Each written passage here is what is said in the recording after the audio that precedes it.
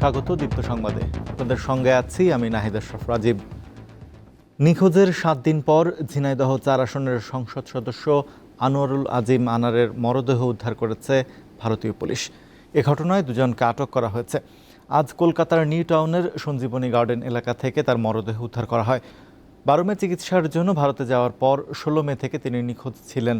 পরে পশ্চিমবঙ্গের বরাহনগর থানায় জিডি করেন এমপি আনারের বন্ধু গোপাল। এ ঘটনায় শোকের পরিবেশ তৈরি হয়েছে আনোয়ারুল আজিমের নির্বাচনী এলাকায়। স্বজনরা জানান, ভারতে যাওয়ার পর 15 মে পর্যন্ত পরিবারের সাথে যোগাযোগ ছিল আনারের। এরপর সন্ধান না মেলায় 19 মে রাজধানীর ডিবি কার্যালয়ে যান স্বজনরা।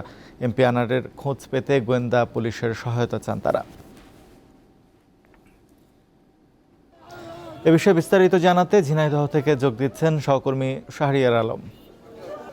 শাহরিয়ার, আনোয়ারুল আজিম আনারের মরদেহ উদ্ধারের বিষয়ে আর কি তথ্য পেয়েছেন আপনি? মরদেহ দেশে আনার বিষয়ে কিছু জানতে পেরেছেন? রাজীব, আজ সকালে 11:30টার দিকে খবর আসে যে এমপি আনোয়ারুল আজিম আনারের নিখোঁজ এমপি আনোয়ারুল আজিম আনারের মরদেহ কলকাতার নিউ টাউন শহর থেকে উদ্ধার করা হয়েছে। আমি এমপির ব্যক্তিগত সহকারী আব্দুর রফকে মুঠোফোনে তিনি আমাকে এই মরদেহের উদ্ধারের খবরটি নিশ্চিত করেছেন। আর এই খবর ছড়িয়ে পড়ার সাথে সাথেই আপনি জানেন তার দলীয় কার্যালয় এবং বাসার সামনে প্রচুর নেতাকর্মী জড়ো হতে শুরু করেছে, কান্নাকাটি করছেন নেতাকর্মীরা। আমি আপনাকে আরেকটু জানিয়ে রাখি, গত 12 মে তিনি ভারতে প্রবেশ করেন এবং এরপরে 16 মে পর্যন্ত পরিবারের সাথে যোগাযোগ ছিল এবং একটি মিসড কল দেয় একান্ত সহকারী এমপি আব্দুর রফের মোবাইল ফোনে। সেই সময় তিনি ফোনটি পিক না করতে পারেননি। এরপরে ফোন দিলেও সেই ফোন আর ধরা হয়নি। এরপরে তার 2টা ফোন, একটি বাংলাদেশি নাম্বার এবং একটি ভারতীয় নিশ্চিত করে গোয়েন্দারা। আর বাবার খোঁজে তার ছোট মেয়ে মুনতারিন ফেরদৌস দরিন ডিবি প্রধান হারুন রশিদের সাথে দেখা করেছেন। তবে ভিসার জন্য তারা আবেদন করেছিলেন জানতে পারি। গতকাল রাতেও কথা হয়েছিল এমপির একান্ত সহকারী আব্দুর রফের সাথে। তিনি বলেছিলেন যে ভিসার জন্য ঈশ্বরের মাধ্যমে যাতে দ্রুত আমরা ভিসা পাই সেটার জন্য আবেদন করা হয়েছিল, কিন্তু না পাওয়ায় তারা ভারতে যাইতে পারে।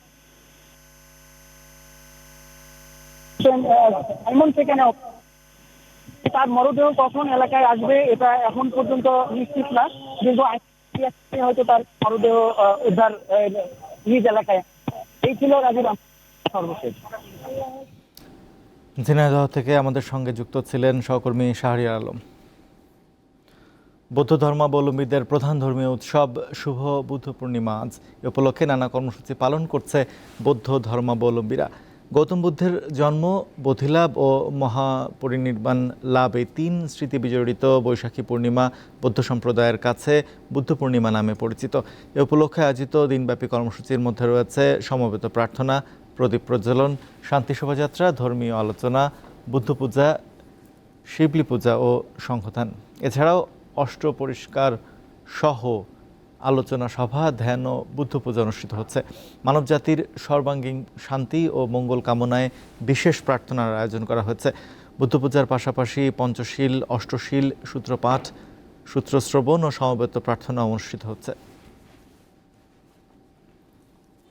তথাগত বুদ্ধের মূল বাণী হচ্ছে অহিংসা। হিংসা যদি বিশ্বের মধ্যে পরিহার করা হয় তাহলে হিংসা, দেশ, মোহ, হানাহানি পরিহার হবে এবং তথাগত বুদ্ধের শান্তির বাণী বর্ষিত হবে। আমি নতুন প্রজন্মের কাছে আহ্বান থাকবে, সমস্ত হিংসা, দেশ, লোভ, মোহ ভুলে গিয়ে জাতি, সমাজ এবং সংগঠনের জন্য দেশের জন্য কাজ করার জন্য। প্রথম ধাপের মতো দ্বিতীয় ধাপের উপজেলা নির্বাচনেও বেশিরভাগ জায়গায় আওয়ামী লীগ নেতারা জয়ী হয়েছেন। অল্প কয়েকটি উপজেলায় জয় পেয়েছেন নির্দলীয় প্রার্থী, বিএনপির বহিষ্কৃত নেতা, জাতীয় পার্টি, জনসংহতি সমিতি ও ইউপিডিএফের নেতারা। 7টি উপজেলায় চেয়ারম্যান পদের প্রার্থীরা বিনা প্রতিদ্বন্দ্বিতায় নির্বাচিত হয়েছেন। দ্বিতীয় ধাপে সারা দেশে 156 উপজেলায় ভোট গ্রহণ অনুষ্ঠিত হয়। এর মধ্যে 24 উপজেলায় ভোট হয়েছে ইভিএমে, বাকিগুলোতে ব্যালট বাক্সে ভোট গ্রহণ করা হয়েছে। ভোট গ্রহণ চলাকালে কোথাও কোথাও জাল ভোট, এজেন্টদের বের করে দেয়া সহ নানা ধরনের অনিয়ম হলেও বড় ধরনের কোনো অপ্রীতিকর ঘটনার খবর পাওয়া যায়নি। তবে ভোট শেষ হওয়ার পর কক্সবাজারের ঈদগাঁও উপজেলায় এক প্রার্থীর সমর্থককে ছুরি মেরে হত্যার অভিযোগ পাওয়া গেছে।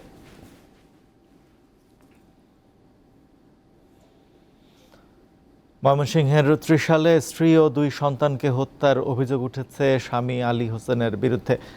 ঘটনার পর থেকে তিনি পলাতক রয়েছেন।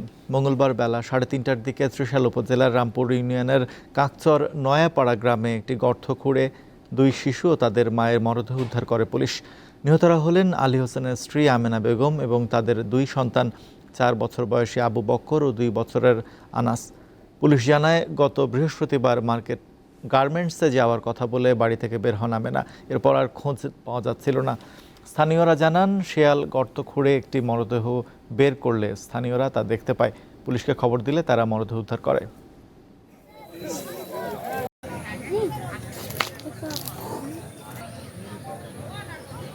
স্বাধীনতা কাপের ফাইনালে আজ মোহামেডানের মুখোমুখি হবে বসুন্ধরা কিংস। ময়মনসিংহের রফিকুদ্দিন ভূঁইয়া স্টেডিয়ামে ম্যাচ শুরু হবে বিকাল 3টায়।